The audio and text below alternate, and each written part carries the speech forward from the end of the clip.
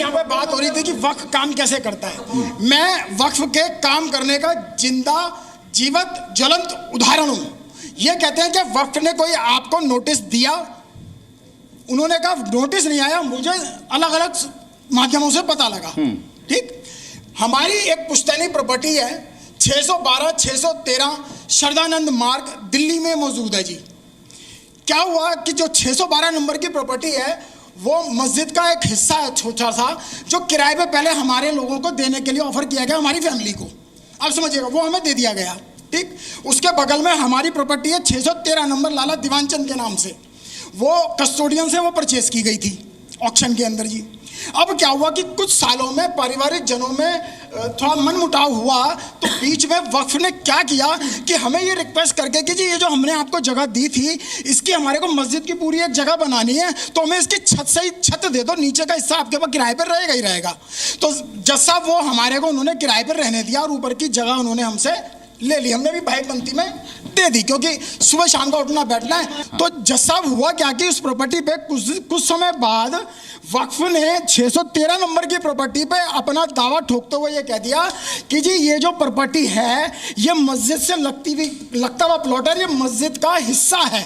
ये जीवत ज्वलन बता रहा हूं जी मैं आपको। और उन्होंने इसके अंदर क्या क्या परिवार में फूट डाल के एक व्यक्ति को नशे से लबरेज कर दिया, और उस नशे में लवरेज व्यक्ति ने, जो मेरे परिवार के चाचा ही थे, वो उन्होंने क्या करा कि उन्होंने वक्त के साथ मिलके, और वहाँ पे एक सलीम जी होते थे, और वहाँ पे उन्होंने जी उनको गोलमोल करके और उनसे अपने नाम में वो कागज लिखवा लिया, और जो किराए की जो प्रॉपर्टी थी वो वापस उनको जो है किसी और के नाम से उन्होंने ट्रांसफर करवा दी। अब हमारी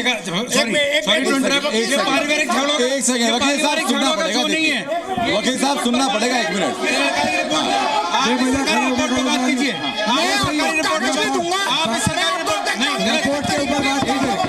कोई भी बात करे रिपोर्ट के ऊपर करिए। अरे रईस भाई बैठिए बैठिए बैठिए, अरे बैठिए ना।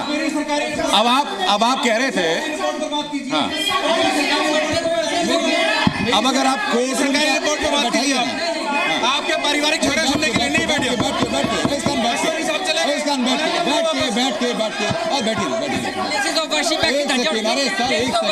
नहीं मानेंगे तो फिर खत्म। अच्छा ठीक है, बैठ के बात कीजिए, बैठ के बात कीजिए। आप कहाँ चले गए? बैठिए आराम से। तरीका थोड़ी है इनकी, आप सुनेंगे हमारी सुनेंगे, इनकी क्यों सुनेंगे?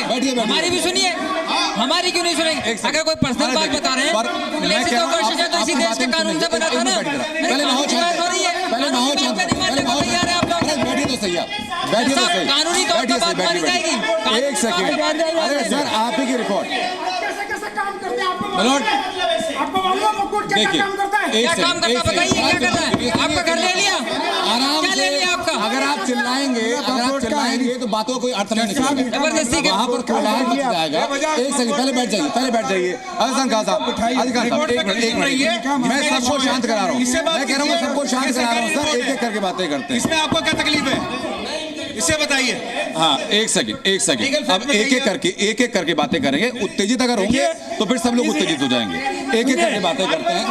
थोड़ा शांत रहिए सर, थोड़ा शांत रहिए। इस रिपोर्ट के एक करके कोई वैल्यू नहीं है।